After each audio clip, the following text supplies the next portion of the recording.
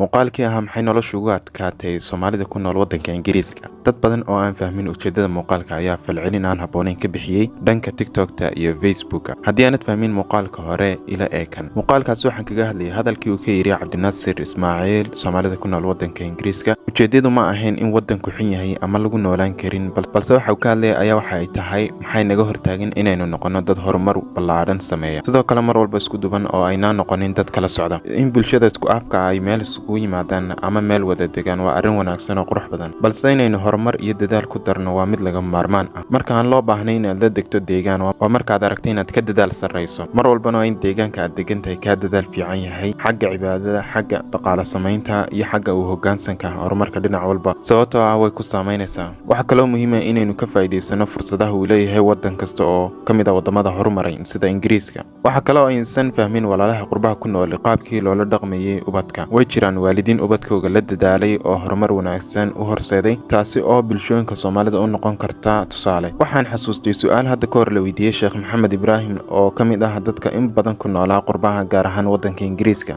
qurbaha waxa dadka ay ku sheegaan in burburka qoyska uu aad ugu badan yahay iyo ishaysashada Soomaalida ay aad ugu badan tahay. Maxaa sabab ay kula tahay? waxaa sabab hadda arrintan ka dhawaajinayno aan sheegaynay waxay tahay aabe iyo hooyo aan wada socon oo aad arkayso aabaha laga yaabo yacnihi inuu in badan familka noloshiisa oo u daayo hooyada kaligeeda.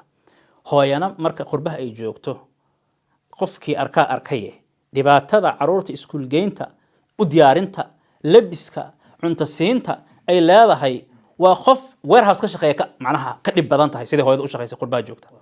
aabihii marka waxa laga yaabaa maxay xaaladahaas wayna soo maran dacweynaana soo maran dad kala tagaaya dad maxaan ku isku dhagan ayaan dhaxgalnaa. waxa dhacaysa marka aabihii inuu markuu shaqada ka soo baxo qaylada ilmahaba uu kaga carro inuu muqaayad istaago. dhibta ugu weyn marka waa taasa.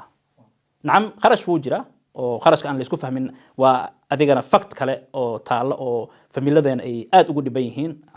muhiimaddu waad fahantay uu ka hadlayo. waxaan ilaahay uga baryayaa walaalaha qurbaha ku nool in dhibaatooyinka haysta alla ka dulqaado. waalidiinta waxaan kula dardaarmaya inay ubadkooga mar walbana la saaxiibaan si ay ula socdaan ilmahaagu waxa uu maagan yahay. waad ogtihiin iskuullada waxa loogu dhigayo, adigiina waxaa lagaa rabaa inaad maalgelin weyn ku samayso xiriirka adiga iyo ilmahaad waalidka u tahay idinka dhexeeya. iskuna dayda inaad wax fahansiiso.